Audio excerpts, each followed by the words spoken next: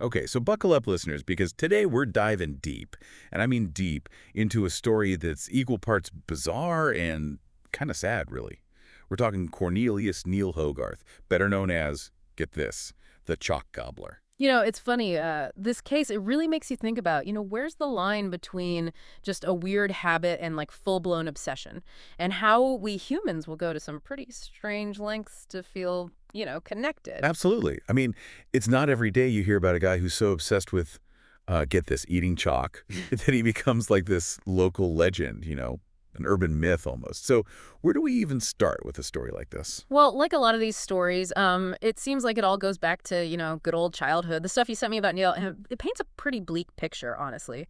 Dad's super strict, hardly talks, basically thinks that being emotionally distant is the same as, like, discipline.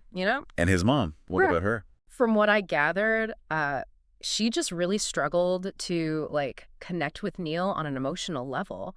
Her world was, soap operas and keeping the house spotless.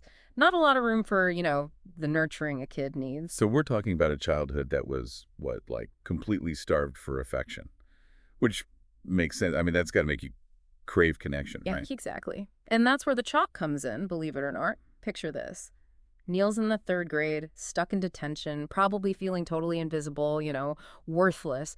And all he's got is that smell of, like, stale chalk dust and probably a whole lot of resentment brewing. I can practically smell the desperation. Right. And in that moment, surrounded by boredom and loneliness, he sees the chalk. And it's not even about the taste, because everything describes it as just overwhelmingly bitter, awful. It was the texture, that dry, crumbly feeling. Somehow it was like it resonated with that emptiness inside him. It's like, as crazy as it sounds, eating chalk was a way for him to actually feel something, anything, in a life that felt otherwise, I don't know, numb. Exactly. It was like this, what's the word? A totally messed up coping mechanism, a way to deal with all that anxiety and discomfort he's carrying around inside. And being that this is a deep dive into the deeply strange, of course it doesn't end there. It actually gets, well, a lot weirder. The reports we got, they say he started sneaking chalk from school, like hiding it in his room, eating it at night. It became this like whole secret ritual, his own twisted comfort food. It makes sense in a way. I mean, this is all he's got, right? Yeah, and over time, this thing that maybe started as, I don't know, a weird quirk, if you can even call it that, it becomes this all-consuming thing. Like his dependence on chalk, on that specific feeling he got from it, it's the only control he has in his life. That's such a good point. It's like as Neil gets older, he's not just, passively eating chalk. He's seeking it out, hoarding it. It's like a lifeline. It really takes off from there.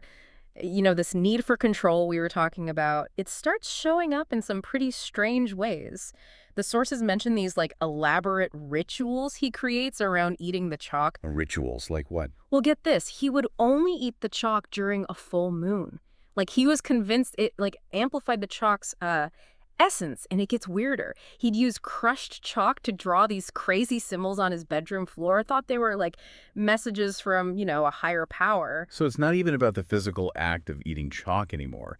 It's like he needs it to, I don't know, mean something, to connect to something bigger than himself. Exactly. And honestly, that's something you see a lot with addiction, with compulsion. When people feel out of control, they look for it in, well, unhealthy ways. Neil's chalk god, I mean, as out there as it sounds, it was his way of making sense of a world that felt, chaotic. Like he didn't matter. It's kind of tragic when you think about it. This deep longing for something he's missing. Makes you wonder, was there any chance to, like, intervene? To help Neil before it spiraled so far? Yeah, there are a few moments where it seemed like maybe, just maybe, someone could have stepped in. There's mention of a teacher, seemed concerned about Neil, noticed he was acting stranger, plus all that chalk dust, right? But nothing happened? Nope. Looks like the teacher, probably already swamped with kids, just figured, oh, Neil's a little off, Classic case of a cry for help disguised as just being a little weird. What about his parents? They had to have noticed, right? Oh, they noticed. All right. The reports describe this, well, disastrous attempt at an intervention. Picture this. Neil's parents, stiff as boards, sitting him down at the kitchen table. And on the table, a box of baking soda. Like their idea of a safe alternative. Oh, no. I can only imagine how well that went over. Yeah, not great. Neil, who already didn't trust his parents to, actually get him, saw this as proof that they were just trying to control him. He shut down, retreated further into his little world of chalk and rituals. The only place he felt like he belonged, I guess.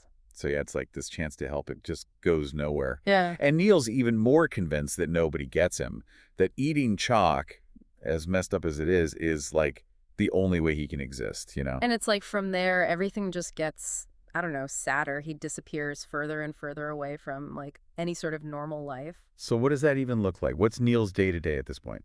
So picture this. Neil's in his late 20s now. Clothes are a mess. His teeth, they're like visibly worn down from all the chalk. He's basically a ghost, just appearing in art supply stores, mumbling to himself about calcium purity and the wisdom of the chalk god. It's really something. I bet people are more creeped out than concerned at this point. Like, what do you even do with that? Right. Imagine being the cashier when this guy tries to pay for his art supplies with like a baggie of crushed up chalk, or the janitor who finds him like passed out in a pile of chalk dust in some empty school, talking to himself about geometry and the apocalypse. It's just sad. This guy, he starts out as a kid who just wanted to feel connected, to feel something, and he ends up like this, a total outcast, a cautionary tale. That's the really tragic part, right? It can be so hard to tell the difference between someone who's just a little eccentric and someone who's really hurting. And too often, it's the ones who need the most help who end up falling through the cracks. It's true. And, we came into this deep dive thinking it was just going to be this weird story about a dude who, I don't know, really liked chalk. But what we found is something way more complicated. It's about addiction. Yeah. But it's also about the things we all need as humans: connection, belonging, and how easy it is to miss the signs when someone's life is spinning out of control. It's like you're saying, sometimes those really strange behaviors, they're covering up a much bigger problem, a need for understanding, for someone to see them, to help. Well said.